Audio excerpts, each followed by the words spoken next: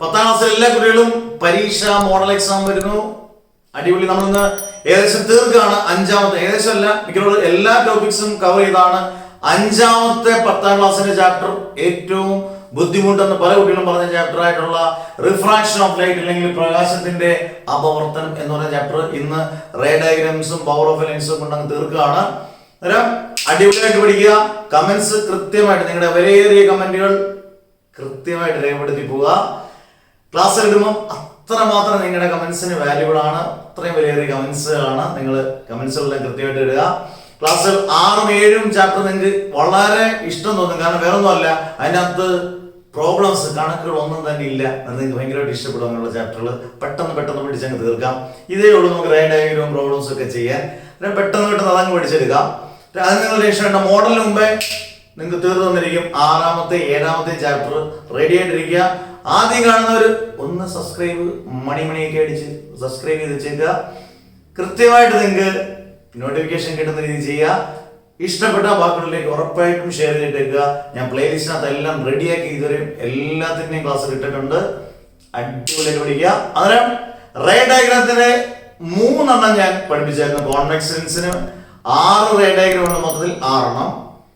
പിന്നെ കോൺകേവ് ലെൻസിന് 1 ഉണ്ട്. ഞാൻ കോൺവെക്സ് ലെൻസിന്റെ കഴിഞ്ഞ വീഡിയോയിൽ 3 റേ ഡയഗ്രാം പഠിപ്പിച്ചു. കണ്ടിന്യൂസ് ആയിട്ട് പഠിക്കേണ്ട. ഇന്ന് നമുക്ക് 3 റേ ഡയഗ്രാം കോൺവെക്സ് ലെൻസിന്റെയും 1 റേ ഡയഗ്രാം കോൺകേവ് ലെൻസിന്റെയും പഠിക്കണം. അന്നേരം ഓക്കെ വാ, സ്റ്റാർട്ട് ദി ബാറ്റിൽ. ഉറങ്ങല്ലേ, നമുക്ക് തുടങ്ങാം. കഴിഞ്ഞ ദിവസം ഞാൻ പറഞ്ഞു ഇത് പഠിക്കാൻ തന്നെ എളുപ്പമാണ്. നമ്മൾ ഈ പടം വരയ്ക്കുമ്പോൾ ലെൻസ് വരച്ചിട്ട് PF2F PF2F ഇങ്ങനെ പാട്ട് പോലും പഠിച്ചാൽ മതി. PF2F ഇങ്ങനെ അങ്ങ് ആ പൊസിഷൻ കറക്റ്റ് ആയിട്ട് PF2F. ഇത് 4ാമത്തെ കേസാണ്. ഇതുവരെ കേസുകൾ ഞാൻ പെട്ടെന്ന് പറഞ്ഞുതരാം. ആദ്യം നമ്മൾ ദൂരെ കൊണ്ടുവച്ചു ഒബ്ജക്റ്റ്. എവിടാ? ഫസ്റ്റ് കൊണ്ടുവച്ചത് ഇൻഫിനിറ്റി കൊണ്ടുവച്ചു. രണ്ടാമത് കുറച്ചുകൂടെ അടുത്തു. ഇൻഫിനിറ്റി കഴിഞ്ഞതിന് ശേഷം നമ്മൾ ബിയോണ്ട് 2F വെച്ചു, അതായത് 2F അപ്പുറം കൊണ്ടുവച്ചു. മൂന്നാമത് നമ്മൾ 2F തന്നെ വെച്ചു. 3 കേസ് പറയും. ഇനി 4ാമത്തെ കേസ്, ഇനി 2F വെക്കാൻ പറ്റത്തില്ല, നമ്മൾ 2F വെച്ച് കഴിഞ്ഞു. ഇനി 2F-നും F-നും ഇടയിലായിട്ട് നമുക്ക് ഒബ്ജക്റ്റ് വെക്കാം. 2F-നും F-നും ബിറ്റ്വീൻ ആയിട്ട് നമുക്ക് ഒബ്ജക്റ്റ് വെക്കുന്നു. OB എന്ന് പറയുന്ന ആണ് ഒബ്ജക്റ്റ്.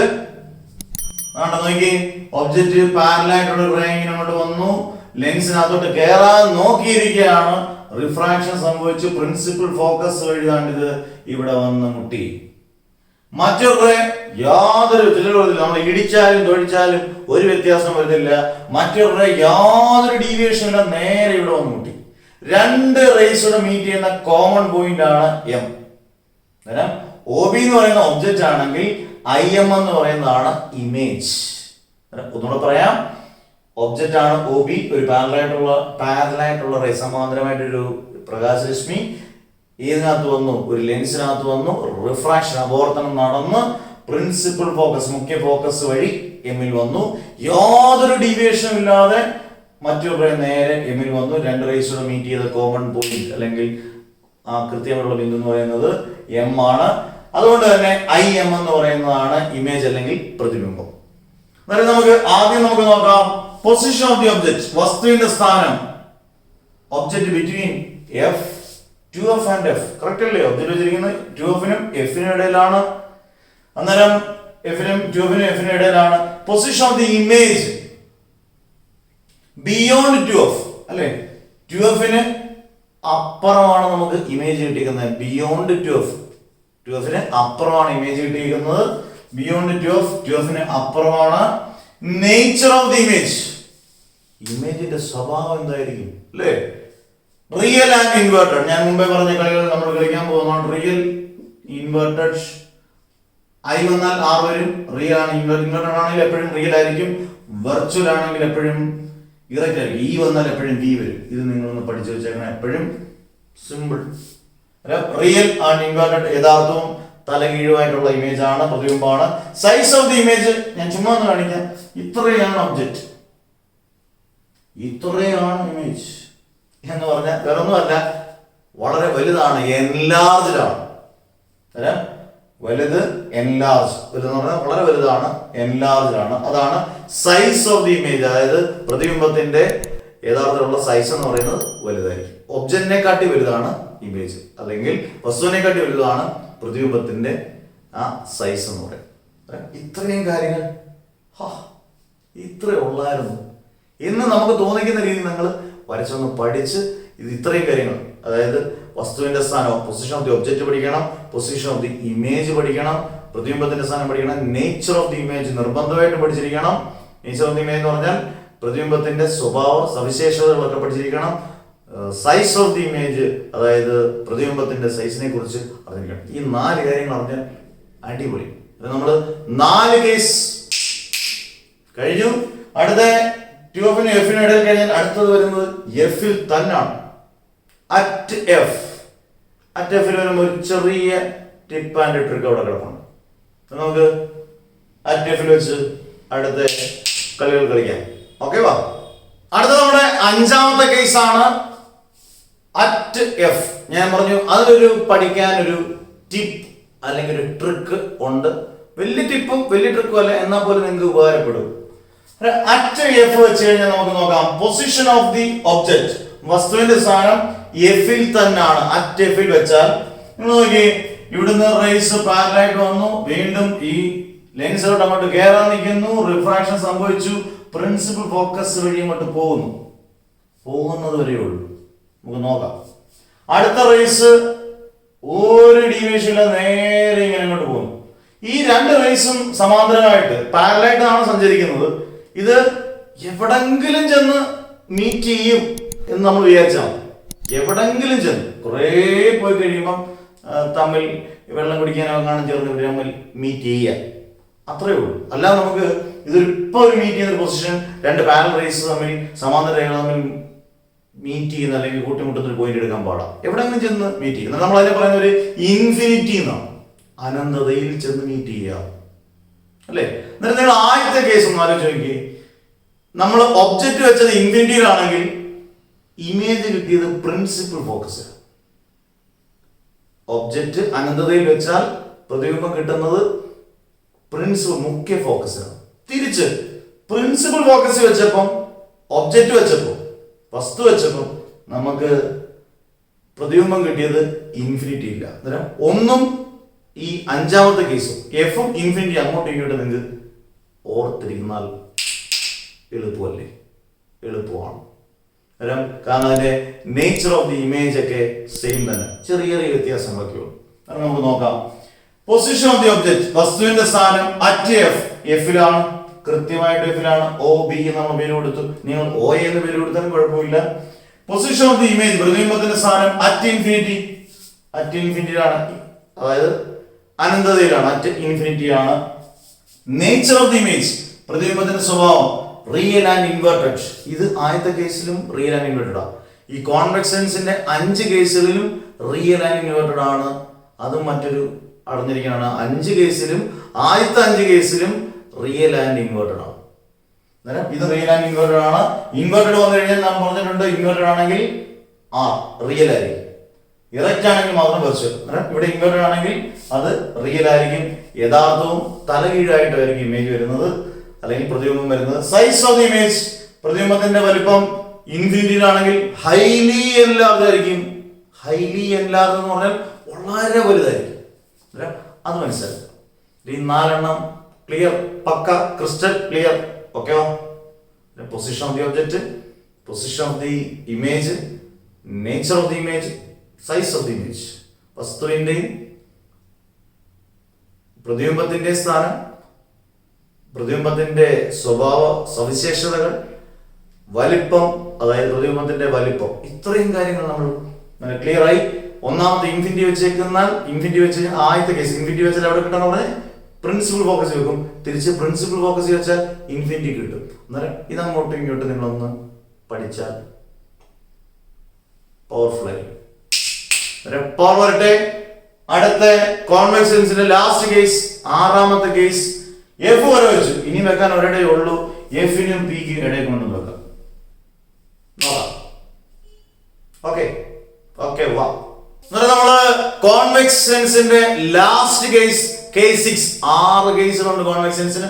ഒരേ ഒരു കേസേ ഉള്ളൂ കോൺകേവ് ലെൻസ്. അന്നേരം നമ്മള് കോൺവെക്സ് ലെൻസിന്റെ ലാസ്റ്റ് കേസ് എത്തി, അവസാന കേസുകൾ എത്തി സുഹൃത്തുക്കളെ. അവസാന കേസ് എത്തി. നോക്കിയോ, പെട്ടെന്ന് നോക്കിയോ. നമ്മള് എഫിൽ വരെ എത്തിയെന്ന് പറഞ്ഞാൽ ഇനി ഇപ്പൊ നിങ്ങൾ ശ്രദ്ധിക്കേണ്ടത് എഫിനും പീക്കും ഇടയിൽ അല്ലെങ്കിൽ എഫിനും ലെൻസിനും ഇടയിലാണ് നമ്മൾ ഒബ്ജക്റ്റ് വെച്ചിരിക്കുന്നത്. ഒബ്ജക്റ്റ് നമ്മൾ പേര് കൊടുത്തു OB. ഒബ്ജക്റ്റ് വെച്ചിരിക്കുന്ന എഫിനും പീക്കും ഇടയിലാണ് ഒബ്ജക്റ്റ് വെച്ചിരിക്കുന്നത്. അന്നേരം പൊസിഷൻ ഓഫ് ദി ഒബ്ജക്റ്റ്, വസ്തുവിന്റെ സ്ഥാനം എന്ന് പറയുന്നത് ബിറ്റ്വീൻ എഫ് ആൻഡ് ലെൻസ്. എഫിനും ഇത് ലെൻസ് അല്ലേ, ലെൻസിനും ഇടയിലാണ്, എഫിനും ലെൻസിനും ഇടയിലാണ് ഒബ്ജക്റ്റ്. അന്നേരം ആദ്യം അതങ്ങ് ഉറപ്പിക്കുക. അഞ്ചാമത്തെ അറ്റ് എഫ് ആയിരുന്നു. ആറാമത് എഫിനും ലെൻസിനും ഇടയിലാണ് വസ്തുവിന്റെ സ്ഥാനം അല്ലെങ്കിൽ പൊസിഷൻ ഓഫ് ദി ഒബ്ജക്റ്റ്. നിങ്ങൾ നോക്കിയേ, ഇവിടെ സംഭവിക്കുന്നത് എന്താണ്? മുമ്പത്തെ കൂട്ട് തന്നെ ലൈറ്റ് റേസ് പാരലായിട്ട് സമാന്തരമായിട്ട് കയറി ഇവിടെ ലെൻസിനകത്ത് കയറി റിഫ്രാക്ഷൻ സംഭവിച്ച് അങ്ങോട്ടങ്ങ് പോയി.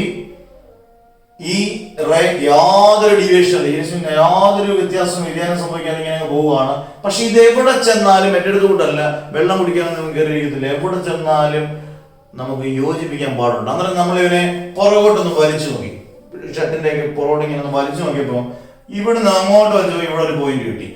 ഇതേന്ന് ഈ രണ്ട് റേസ്, ഈ റേ ഇങ്ങനെ വലിച്ചപ്പോ ഇവിടെ ഒരെണ്ണം കിട്ടി, ഇവിടെ നിന്ന് ഇങ്ങനെ വലിച്ചു കൊണ്ട് കിട്ടിയപ്പോ ഇവിടെ കിട്ടി. ഇവിടെ ഇത് പോയിന്റ് ശരിയുന്നുണ്ട്. ഇവിടെ തന്നെ നമ്മളെ കൂട്ടിമുട്ടിക്കാൻ നമ്മളിതിൽ ഡൈവേഴ്സ് ആകാൻ പോയവനെ നമ്മൾ കയറി പിടിച്ചതങ്ങ് രമ്യതയിലാക്കി കേസ് അങ്ങ് സോൾവ് ചെയ്താണ് ഇവിടെ എത്തിച്ചു. അതിനെ നമ്മൾ M എന്ന് വിളിച്ചു.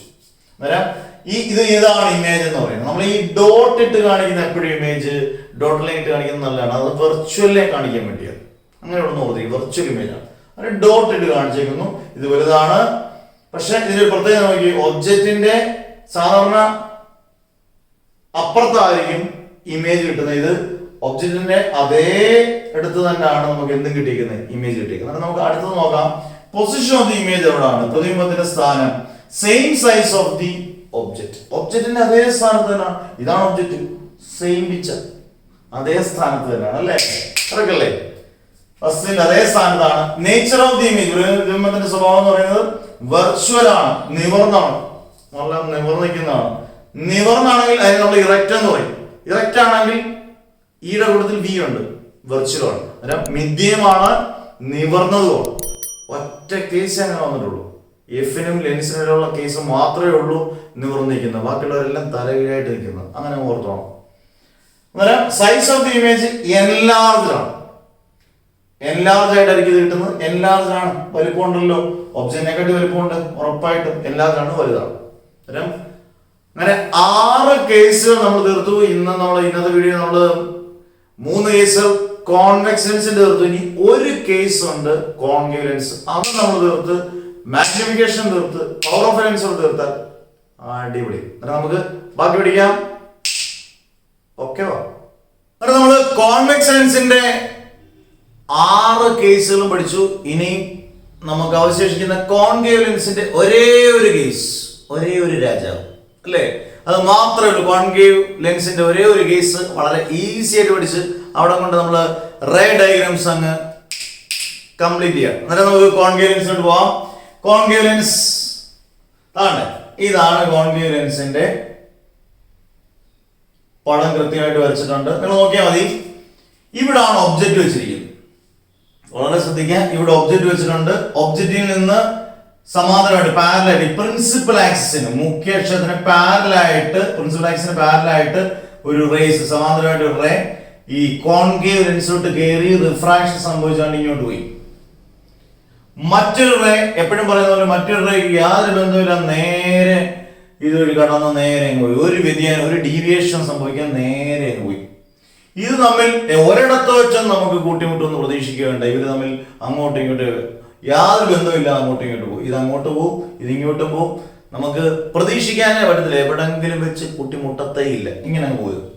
പിന്നെ നമുക്ക് ചെയ്യാൻ പറ്റുന്നത് ഈ റേ പതുക്കെ ഒന്ന് പുറകോട്ടൊന്ന് എക്സ്റ്റെൻഡ് ചെയ്താൽ നമുക്ക് ഇവിടെ ഒരു പോയിന്റ് കിട്ടും.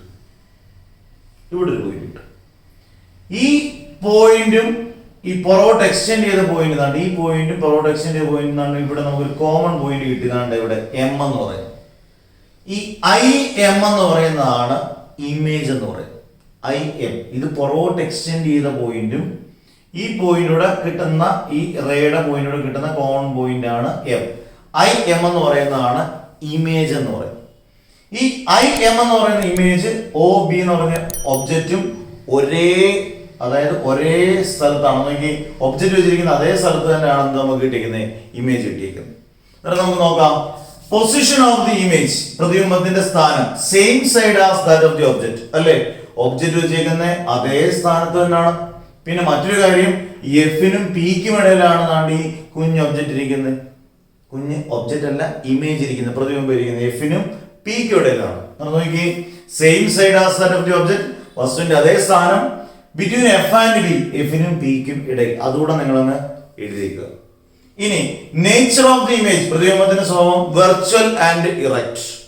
നമ്മൾ പറഞ്ഞു ബാക്കിയുള്ളതെല്ലാം ഇൻവേർട്ടഡും റിയലുമാണ്, ഇത് വെർച്വലും ഇറക്റ്റുമാണ്. ആകെ ഒറ്റ കേസേ ഉള്ളൂ, ഒരേ ഒരു രാജാവെന്ന് ഞാൻ പറഞ്ഞു, അവൻ വെർച്വൽ ആയിരിക്കും ഇറക്റ്റ് ആയിരിക്കും. ഇറക്റ്റ് ആണെങ്കിൽ നമ്മൾ നിവർന്ന് നിൽക്കുകയാണ് എന്നാണ് വിചാരിക്കുക, ഇറക്റ്റ് ആണെങ്കിൽ അത് വെർച്വൽ ആയിരിക്കും. ഇറക്റ്റ് ഈ എന്ന് ഓർക്കുക, വെർച്വൽ ആയിരിക്കും. ഓക്കെ, മിഥ്യയും നിവർന്നതുമാണ്. സൈസ് ഓഫ് ദി ഇമേജ് ചെറുതാണ്, കാരണം ഒബ്ജക്റ്റിന്റെ സൈസ് ഇത്രയുണ്ട്, ഇത് ചെറുതാണ്, ഡിമിനിഷ്ഡ് ആണ്, ചെറിയ സൈസ് ആയിരിക്കും, വലിപ്പം കുറവായിരിക്കും, ചെറുത്. അന്നേരം ഇത്രയാണ് കോൺകേവ് ലെൻസ്. വളരെ എളുപ്പത്തിൽ വരയ്ക്കാം കോൺകേവ് ലെൻസിന്. ഒറ്റ കേസുകളുണ്ട്, നമുക്ക് ഓർത്തിരിക്കാം. കോൺകേവ് ലെൻസ് വരയ്ക്കുക, ഒബ്ജക്റ്റ് വരയ്ക്കുക, ഒബ്ജക്റ്റിന്റെ അതേ സ്ഥാനത്ത് തന്നെ നമുക്ക് എന്ത് കിട്ടും, ഇമേജ് കിട്ടും. അത് ഓർത്തിരിക്കുക. നമുക്ക് ഇവിടുന്ന് ഒരു പാരലായിട്ട് റേ വന്നിട്ട് റിഫ്രാക്ട് ചെയ്ത് പോകുന്നു, അത് തിരിച്ച് നമ്മൾ പതുക്കെ എക്സ്റ്റെൻഡ് ചെയ്ത് പ്രിൻസിപ്പൽ ഫോക്കസ് വരെ നമുക്ക് എക്സ്റ്റെൻഡ് ചെയ്യാം. എന്നിട്ട് ആ രണ്ട് റേസും മീറ്റ് ചെയ്യുന്ന കോമൺ പോയിന്റ് പൊതുവായ ബിന്ദു എന്ന് പറയുന്നതാണ് എം എന്ന് പറയുന്നത്, ഐ എം എന്ന് പറയുന്നതാണ് ഇമേജ്, അത് ചെറുതായിരിക്കും. ഇത്രയും കാര്യങ്ങൾ പഠിക്കുമ്പോൾ നമ്മൾ റേ ഡയഗ്രാംസ് കംപ്ലീറ്റ്. നമ്മുടെ ഒരു ചാപ്റ്ററിനകത്ത് റിഫ്ലക്ഷൻ ഓഫ് ലൈറ്റിനകത്ത് കോൺകേവ് മിററിന്റെ 6ഉം കോൺവെക്സ് മിററിന്റെ ഒരു റേ ഡയഗ്രാം പഠിച്ചു, 6 7ആയി. ഇതിനകത്ത് കോൺവെക്സ് ലെൻസിന്റെ 6 പഠിച്ചു, കോൺകേവ് ലെൻസിന്റെ 1 പഠിച്ചു. അങ്ങനെ 7 മൊത്തത്തിൽ മിററിന്റെ ലെൻസിന്റെ ഇവിടെ 14 റേ ഡയഗ്രാം നമ്മൾ പഠിച്ചു. 1 2 എന്നല്ല, 14 റേ ഡയഗ്രത്തിൽ ഉറപ്പായിട്ടും 1 2 3 ക്വസ്റ്റ്യൻ ഉറപ്പായിട്ട് കണ്ടിപ്പ പരീക്ഷയ്ക്ക് ചോദിക്കും, സംശയമില്ല. ഇനി നമുക്ക് ഇതിനകത്തെ പവർ ഓഫ് എ ലെൻസ്, ലെൻസിന്റെ പവർ എന്താ? സാധാരണ നമ്മൾ പറയുന്ന പവർ അല്ല, ലെൻസിന്റെ power. Power of a lens പഠിച്ചിട്ട് വരാം. ഓക്കെ വാ. അടുത്തത് വളരെ ഇമ്പോർട്ടന്റ് ആണ്, പരീക്ഷയ്ക്ക് ചോദിക്കാൻ പറ്റുന്ന ഒരു ഷോർട്ട് ക്വസ്റ്റ്യൻ, 2 മാർക്കിന് ഉറപ്പായിട്ടും ചോദിക്കാൻ പറ്റുന്ന ഒരു ക്വസ്റ്റ്യൻ ആണ്. പവർ ഓഫ് എ ലെൻസ് നമ്മൾ നിത്യജീവിതത്തിൽ അറിഞ്ഞിരിക്കേണ്ടതാണ്. പവർ ഓഫ് എ ലെൻസ്, ലെൻസിന്റെ പവർ എന്നാൽ എന്ത്? അന്നേരം ഉറപ്പായിട്ട് നമ്മുടെ നിത്യജീവിതം നമ്മൾ കണ്ണാടി ഉപയോഗിക്കുന്ന ഒരുപാട് പേരുണ്ട്. ആ കണ്ണാടി ഉപയോഗിക്കുന്നവരോട് നിങ്ങൾ ചോദിക്കുക, ഈ കണ്ണാടിയുടെ പവർ എത്ര? അല്ലെങ്കിൽ നമ്മൾ ഒരു കണ്ണാശുപത്രിയിൽ പോയി നമ്മൾ കണ്ണ് ടെസ്റ്റ് ചെയ്യുമ്പോൾ നമ്മളോട് പറയുകയാണ് നിങ്ങൾ കണ്ണാടി വെക്കണം, പവറുള്ള കണ്ണാടി വെക്കണം. കാരണം നമ്മൾ മിനിമം അവരോട് പറയണം അതിൽ ഏത് ലെൻസാണെന്നൊക്കെ നമുക്ക് തിരിച്ചറിയാൻ നമുക്ക് പറ്റിയാൽ നമ്മൾ വലിയ മരണമാസമാവും. അന്നേരം നമ്മൾ ഇതിനെക്കുറിച്ചൊരു ആധികാരികമായിട്ടെങ്കിലും അറിയത്തില്ലെങ്കിൽ ഒരു പരിധി വരെയെങ്കിലും നമുക്കറിയാമെങ്കിൽ ഈ ലെൻസുകൾ ഏതൊക്കെ ലെൻസാണ് ഉപയോഗിക്കുന്നത്, ലെൻസുകളുടെ പവർ എന്താണ്, ഇതൊക്കെ അറിയാൻ നിങ്ങൾക്ക് ഇഷ്ടം കാണും. ഇഷ്ടമില്ലെങ്കിൽ നമ്മൾ പഠിച്ചു കഴിയുമ്പോൾ ഇഷ്ടം തോന്നും. അത് നമുക്ക് തുടങ്ങാം. പവർ ഓഫ് എ ലെൻസ് എന്ന് പറഞ്ഞാൽ വളരെ സിമ്പിൾ ആയിട്ട് പവർ ഡിനോട്ട് ചെയ്യുന്ന ലെറ്റർ പി ആണ്. It is reciprocal of focal length. Focal length F ആണെങ്കിൽ റെസിപ്രോക്കൽ എന്ന് പറയുമ്പോൾ 1/f ആണ്. അന്നേരം പവർ ഓഫ് എ ലെൻസ് നമ്മൾ ഇക്വേഷൻ ആയ എന്താണ് power of a lens?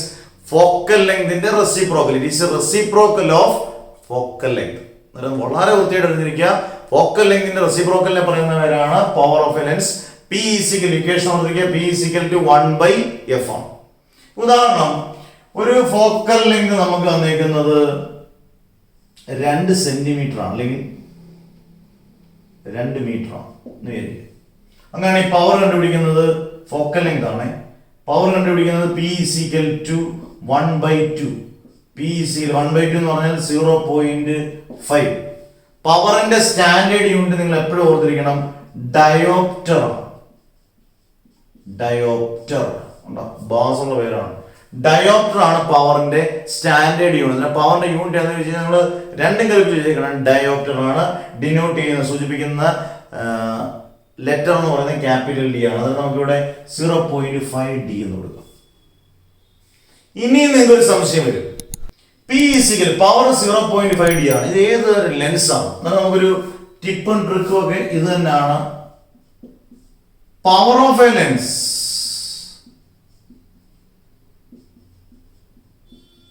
Is positive for a convex lens.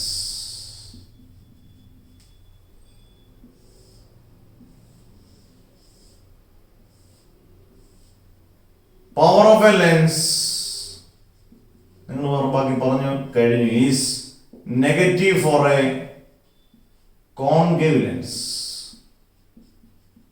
എന്ന് പറഞ്ഞാൽ ഒരെണ്ണത്തിന്റെ പവർ പോസിറ്റീവ് ആണ്. ഇപ്പം 0.5D എന്ന് പറഞ്ഞാൽ അത് പോസിറ്റീവ് ആണ്. നമ്മൾ അവിടെ സൈൻ ചെയ്യേണ്ട ആവശ്യമില്ല, ചെയ്യേണ്ട ആവശ്യമില്ല, അവിടെ അത് പോസിറ്റീവ് ആണ്.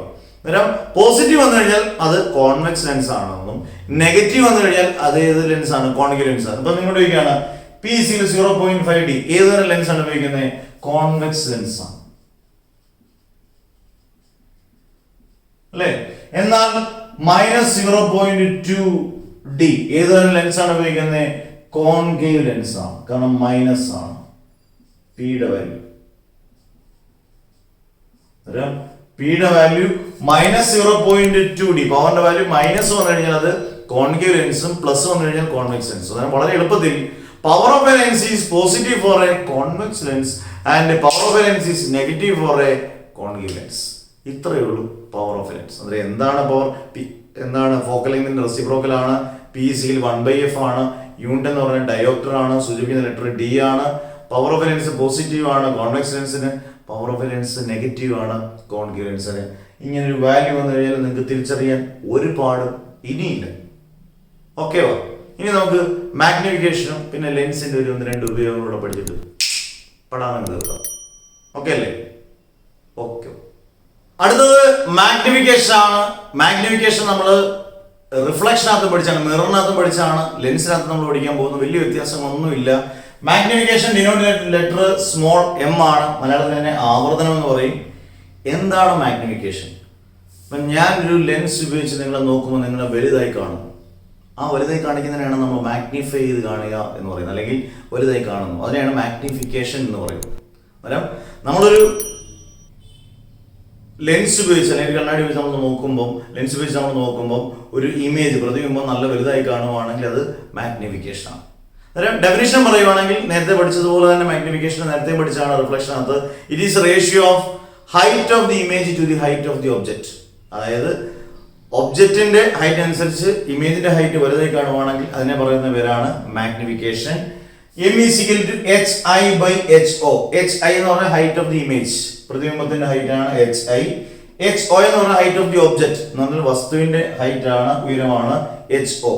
മറ്റൊരു equation M is equal to V/U. പലയിടത്തും നമ്മൾ ഈ ഇക്വേഷൻ ആയിരിക്കും കൂടുതൽ ഉപയോഗിക്കുന്നത്. രണ്ട് ഇക്വേഷൻ ഉപയോഗിക്കുന്നത് ഇത് കുറച്ചുകൂടി ഇമ്പോർട്ടന്റ് ആണ്. M is equal to V/U. V എന്ന് പറഞ്ഞാൽ എപ്പോഴും ഇമേജും, U എന്ന് പറഞ്ഞാൽ എപ്പോഴും ഒബ്ജക്റ്റും ആണ്. ഇനി അറിഞ്ഞിരിക്കേണ്ട ഒരു വളരെ ഇമ്പോർട്ടന്റ് കാര്യം, മാഗ്നിഫിക്കേഷൻ എപ്പോഴാണ് പോസിറ്റീവ് ആകുന്നത്, എപ്പോഴാണ് നെഗറ്റീവ് ആകുന്നത്. നമ്മളോട് ക്വസ്റ്റ്യൻ ചോദിക്കും, ഒരു ചോദ്യത്തിന്റെ ഉത്തരം എമ്മിന്റെ വാല്യൂ, മാഗ്നിഫിക്കേഷന്റെ വാല്യൂ, ആവർത്തനത്തിന്റെ വാല്യൂ പോസിറ്റീവ് ആണെങ്കിൽ ആ പ്രതിബിംബത്തിന്റെ സ്വഭാവം എന്താ, നേച്ചർ ഓഫ് ദി ഇമേജ് എന്താണ്, ഇമേജിന്റെ നേച്ചർ എന്താണ്, ആ സ്വഭാവം കണ്ടുപിടിക്കുക. വളരെ ഈസി ആയിട്ട് ഞാനൊന്നും പറഞ്ഞു തന്നിട്ടുള്ളതാണ്. എമ്മിന്റെ value M is positive.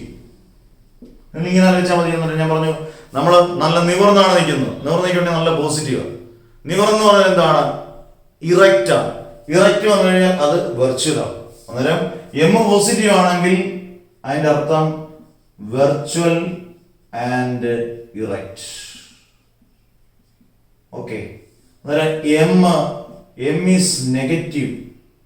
Negative ആണെങ്കിൽ ഞാൻ തല കീഴായിട്ട് ഇങ്ങനെ നിൽക്കുന്നു, അത് നെഗറ്റീവ്, ഒരു പോസിറ്റീവ് ഇല്ല അവിടെ. അന്നേരം നെഗറ്റീവ് ആണ്, തല കീഴായിട്ട് എന്ന് പറഞ്ഞാൽ ഇൻവേർട്ടഡ് ആണ്. അന്നേരം റിയൽ ആൻഡ് ഇൻവേർട്ടഡ്. എന്താ അടിപൊളി, കഴിഞ്ഞു പരിപാടി. അന്നേരം എം പോസിറ്റീവ് ആണോ എം നെഗറ്റീവ് ആണെന്ന് പറയാൻ ഇനി ഒരു പാടുമില്ല. എം പോസിറ്റീവ് ആണെങ്കിൽ വെർച്വൽ ആൻഡ് ഇറക്റ്റും, എം നെഗറ്റീവ് ആണെങ്കിൽ റിയൽ ആൻഡ് ഇൻവേർട്ടഡ്. ഓർത്തിരിക്കാനും എളുപ്പമാർഗ്ഗം ഇതിൽ കൂടുതലില്ല. അന്നേരം ഇതാണ് മാഗ്നിഫിക്കേഷൻ അല്ലെങ്കിൽ ആവർത്തനം. ഇനി ലെൻസുകളുടെ ഇതൊക്കെ നമ്മൾ പഠിച്ചു, ഇതെല്ലാം പഠിച്ചു, എന്തൊക്കെ കാര്യങ്ങൾ പഠിച്ചു, റേ ഡയഗ്രാം പഠിച്ചു, റിഫ്ലക്ഷൻ, റിഫ്രാക്ഷൻ എല്ലാം പഠിച്ചിട്ട്, റിഫ്രാക്ഷൻ എല്ലാം പഠിച്ചതിന് ശേഷം നമ്മൾ ഇരിക്കുക, ഈ ലെൻസ് കൊണ്ട് എന്തെങ്കിലും ഉപയോഗം ഉണ്ടോ എന്ന് ചോദിച്ചാൽ ഇല്ല സാർ എന്ന് പറയാൻ പറ്റും. ഇല്ല, ലെൻസ് കൊണ്ട് കുറേ ഉപയോഗങ്ങളുണ്ട്. അന്നേരം ഒരു 3-4 ഉപയോഗം നമുക്കൊന്ന് ഓർത്തിരിക്കാൻ എന്ന് പറഞ്ഞാൽ, അന്നേരം ആ ചാപ്റ്റർ ഫിനിഷാണ്. റിഫ്രാക്ഷൻ ഓഫ് ലൈറ്റ് അല്ലെങ്കിൽ പ്രകാശത്തിന്റെ ആവർത്തനം. പടക്കാന്ന് പറഞ്ഞാൽ നമ്മൾ പടക്കം നല്ല കുറേ ക്ലാസ്സുകൾ നമ്മൾ നല്ല വൃത്തിയായിട്ട് എല്ലാവർക്കും മനസ്സിലാകുന്ന രീതിയിൽ നമ്മൾ തീർക്കുകയാണ്. ഇഷ്ടപ്പെട്ടുണ്ടെങ്കിൽ എപ്പോഴും പറയുന്ന പോലെ ഒന്ന് സബ്സ്ക്രൈബ് ചെയ്തൊന്ന് ഷെയർ ചെയ്തേക്കുക. അങ്ങനെ നമുക്ക് ലെൻസുകളുടെ നിത്യജീവിതത്തിലെ ഉപയോഗങ്ങൾ ഒന്ന് പഠിച്ചിട്ട് ഉറങ്ങല്ലേ. അടുത്ത daily life applications of lenses. നിത്യജീവിതത്തിൽ ലെൻസ് എവിടെയൊക്കെ ഉപയോഗിക്കുന്നു? ഒരുപാടിടത്ത് ഉപയോഗിക്കുന്നു. ഒരു 4 എണ്ണമെങ്കിൽ നമ്മൾ ഉറപ്പായിട്ട് പറഞ്ഞിരിക്കണം. ഒന്ന്, നമ്മളിപ്പം പറഞ്ഞല്ലോ, കണ്ണടകളിൽ ലെൻസുകൾ ഉപയോഗിക്കുന്നു. കോൺവെക്സ് ആകാം, കോൺകേവ് ആകാം. അന്നേരം ലെൻസുകൾ ഉപയോഗിക്കുന്നുണ്ടല്ലോ. അന്നേരം കണ്ണടകളിൽ ഉപയോഗിക്കുന്നു, സ്പെക്ടക്കിൾസിൽ ഉപയോഗിക്കുന്നു. ഒരെണ്ണമായി നിത്യജീവിതത്തിലാണ്. 2, ക്യാമറ. നല്ല അടിപൊളി ലെൻസ് ഉണ്ടെങ്കിൽ നല്ല സൂപ്പർ ഫോട്ടോ. ഇൻസ്റ്റാഗ്രാമിലൊക്കെ ഓരോരുത്തരുടെ ഫോട്ടോ കണ്ടു കഴിഞ്ഞാൽ എന്താണ് അത്? ക്യാമറയിലാകാം, നിങ്ങൾക്ക് വേണമെങ്കിൽ ഒരു ഉപയോഗം കൂട്ടത്തിൽ എഴുതാം. മൊബൈലൊന്നും ആകാം, മൊബൈലിലും ലെൻസ് തന്നെ ഉപയോഗിക്കുന്നുണ്ട്. അന്നേരം ലെൻസിന്റെ ക്വാളിറ്റി അനുസരിച്ചാണ് എപ്പോഴും നമ്മുടെ പിക്ചറിന്റെ ക്വാളിറ്റി. അല്ലാതെ നമ്മൾ ഭയങ്കരം ഒരു ഫോൺ മേടിച്ചു, അതിന് ഭയങ്കരമായിട്ട് ഇത്ര പിക്സൽ ഉണ്ട് എന്ന് പറയുന്നതല്ല. ക്യാമറയുടെ ക്വാളിറ്റി ലെൻസിന്റെ ക്വാളിറ്റി ഡിപ്പെൻഡ് ചെയ്യും. ഇതിനോടൊപ്പം പറഞ്ഞതേ ഉള്ളൂ. കാരണം ക്യാമറയിൽ ലെൻസ് ഉപയോഗിക്കും, വേണമെങ്കിൽ എഴുതാം. മൊബൈൽ ലെൻസ് ഉപയോഗിക്കാം, ടെലിസ്കോപ്പിലും മൈക്രോസ്കോപ്പിലും ഉപയോഗിക്കാം. ടെലിസ്കോപ്പിൽ ഉപയോഗിക്കുന്നു, മൈക്രോസ്കോപ്പിലും ഒക്കെ എന്ത് ഉപയോഗിക്കുന്നുണ്ട്? ലെൻസുകൾ ഉപയോഗിക്കുന്നുണ്ട്. അത് എവിടെയൊക്കെ പറയാം? ക്യാമറകളിൽ പറയാം, മൊബൈലിൽ പറയാം, ടെലിസ്കോപ്പിൽ പറയാം, മൈക്രോസ്കോപ്പിൽ പറയാം, പിന്നെ നമുക്ക് കണ്ണടകളിൽ സ്പെക്ടക്കിൾസിൽ പറയാം. ഇതെല്ലാം നിത്യജീവിതത്തിൽ നമ്മൾ കാണുന്ന ലെൻസുകളുടെ ഉപയോഗമാണ്. അന്നേരം വളരെ ഗംഭീരമായി, വളരെ കാര്യഗൗരവമായി നമ്മൾ ഏത് ചാപ്റ്റർ കഴിഞ്ഞു? റിഫ്രാക്ഷൻ ഓഫ് ലൈറ്റ് എന്ന് പറഞ്ഞ 5ാമത്തെ ചാപ്റ്റർ കഴിഞ്ഞു. ഇനി ഇതിനകത്ത് ഉള്ള പ്രത്യേകത കുറച്ച് കണക്കുകളുണ്ട്, അത് കണക്കുകളോട് ചെയ്യിപ്പിക്കാം. 6ഉം 7ഉം നിങ്ങൾക്ക് വളരെ ഈസി ചാപ്റ്ററാണ്, നമ്മൾ പെട്ടെന്ന് എഴുതരുത്. കാരണം വേറൊന്നുമല്ല, ഈ ചാപ്റ്ററുകളിൽ കണക്കുകളില്ല, ഡെറിവേഷൻസ് ഇല്ല, റേ ഡയഗ്രാം ഇല്ല. നല്ല കുളിർമേകുന്ന 2 ചാപ്റ്ററുകളാണ്. നല്ല ഇങ്ങനെ പറഞ്ഞ കഥ പോലെ, ഒരു കഥ സുലട്ടുമായി എന്ന് പറയുന്ന പോലെ കഥ പറഞ്ഞ് കേൾക്കാൻ രസമായിട്ട് കേൾക്കാൻ ചാപ്റ്റർ. എന്നാൽ നമുക്ക് മാർഗം ഇങ്ങനെ ഒഴുകിയെത്തും, മണി പോലെ കിട്ടും. അങ്ങനെ 2 ചാപ്റ്റർ നമുക്ക് പെട്ടെന്ന് നിങ്ങളുടെ മോഡൽ എക്സാം എടുത്ത് തീർക്കാം. എന്നിട്ട് നമുക്ക് ടിപ്സും ട്രിക്സും ഒക്കെ നമുക്ക് പരീക്ഷയ്ക്ക് അടിപൊളിയാക്കും. അന്നേരം ഇന്നത്തെ ക്ലാസ് നടത്തുന്നു. Bye bye, see you. Okay.